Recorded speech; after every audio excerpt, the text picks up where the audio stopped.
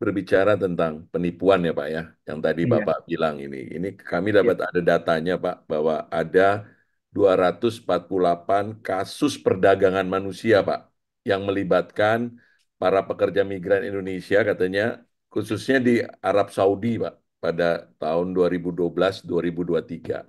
Nah, apa upaya dari Kementerian Bapak ini saat ini Pak untuk juga mencegah adanya perdagangan manusia ini ke Timur Tengah, Pak?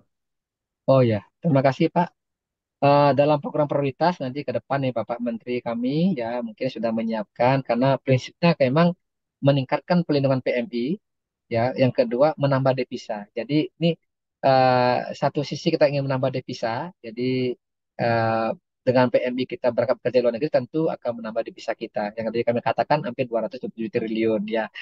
Bahkan kalau bisa ditambah lagi tuh untuk apa namanya untuk ekonomi bangsa Indonesia dan sebagainya. Nah, tapi satu sisi kita harus memberikan pelindungan itu. Nah, tadi disampaikan mengapa bagaimana cara mencegahnya gitu ya. Ya, tentu ini kita lakukan bersama-sama Bapak.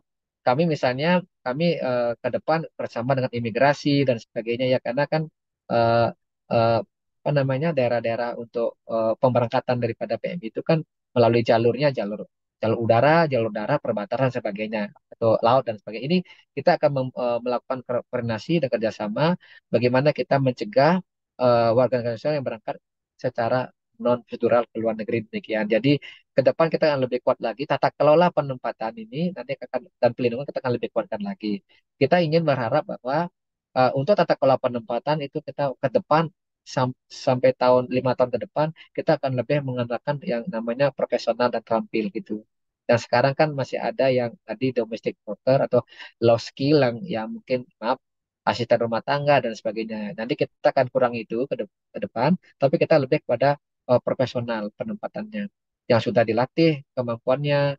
Ya, yang saat ini yang kami lakukan seperti misalnya G2G Jerman, dia latar belakang dan sebagainya. Dan itu ke depan seperti itu. Ini secara pelan-pelan tentu pemerintah akan melakukan seperti itu. Demikian.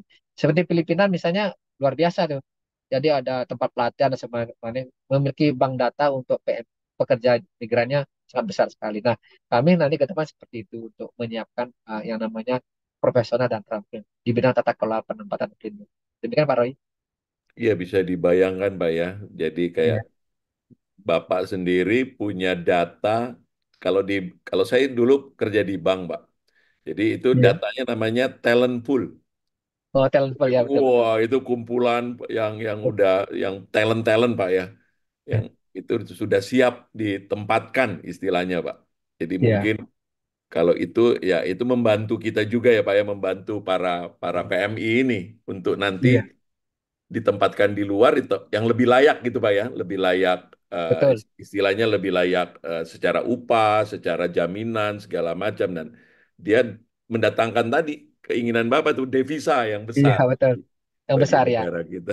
Iya, betul. Memang Baik. siklusnya Pak, siklusnya panjang Pak. Kita Hmm. juga sudah lakukan itu Pak, seperti supply pemetaan-pemetaan Pak. Jadi Hmm. pemetaan-pemetaan baik di lembaga pendidikan, ya universitas dan sebagainya, lembaga-lembaga pendukung, lembaga-lembaga penempatan kita akan lihat itu semuanya Pak.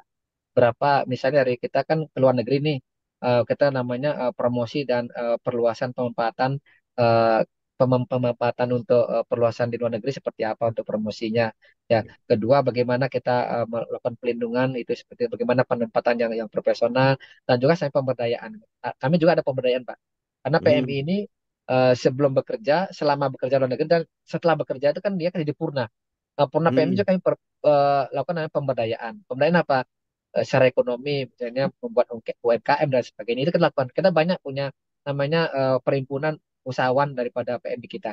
Jadi tidak hanya berhenti di dia pulang langsung istirahat, tidak, tapi bagaimana kita mampu menyalurkan setelah yang bersangkutan selesai bekerja di luar negeri dan kembali ke kampungnya, apa yang harus dilakukan? Jangan diam, tapi bagaimana menggerakkan ekonomi, namanya pemberdayaan.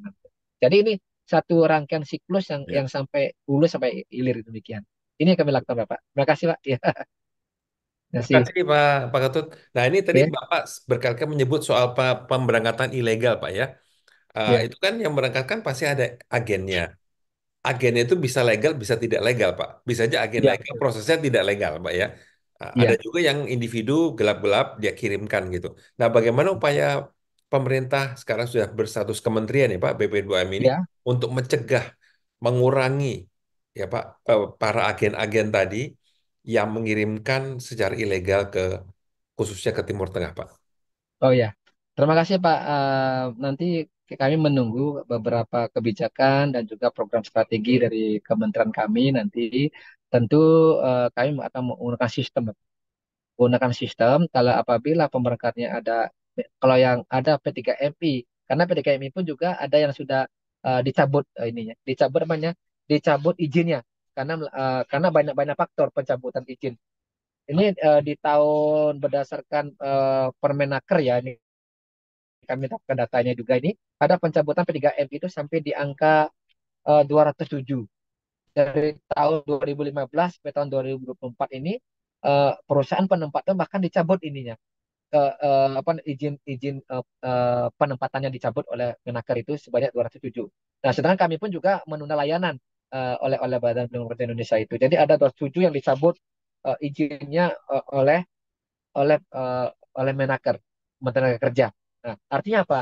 Itu sangat ketat sekali. Misalnya, ya tidak menempatkan PMI dalam 1 tahun sejak eh, dikeluarkan izinnya oleh kementerian. Yang kedua, tidak memenuhi kewajiban dalam waktu yang ditentukan, misalnya melakukan pelanggaran berulang selama masa sanksi penghentian sementara, juga melakukan pelanggaran berulang-ulang dalam 12 bulan dan sebagainya, termasuk juga tidak memenuhi persyaratan SIP3MI. Nah, SIP3MI itu penting Bapak, karena SIP3MI atau surat izin eh, penempatan perusahaan penempatan ini harus ada 4 hal Bapak.